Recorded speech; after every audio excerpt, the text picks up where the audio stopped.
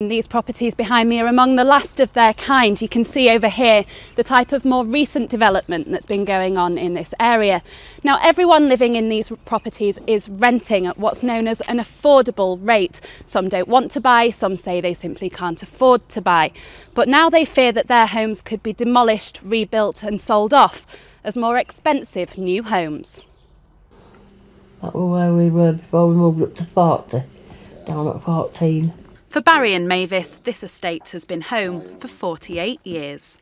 I've always liked living up here. It says it's friendly. It's always been friendly.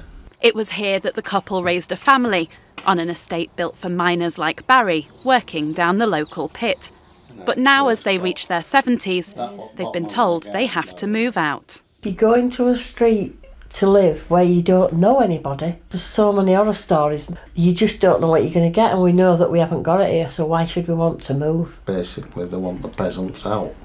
Because of Barry's mining past, he and Mavis will get help to find an alternative home.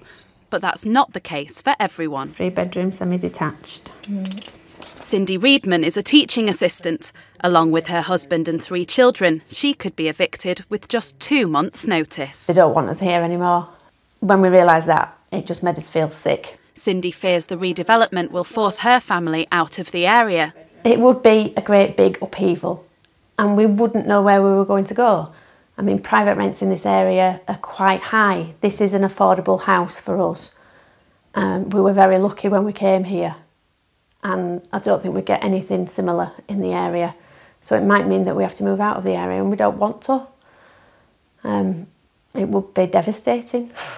The homes were sold off 3 decades ago by what was then the National Coal Board.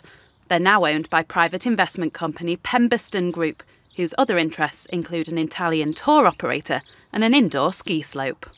But it's the community that they're destroying. It's not just knocking a house down to rebuild with a new one. They'll not be able to rebuild the community spirit that exists around that area. So it is a classic case of putting profit in front of people. And you're messing about not with people's lives, but with the homes. And something that they've built up over many years.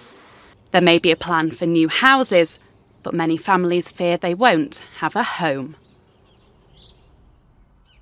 Well, we spoke to Pemberton today and they said the redevelopment is necessary because it's no longer cost effective to meet new energy saving regulations in these properties.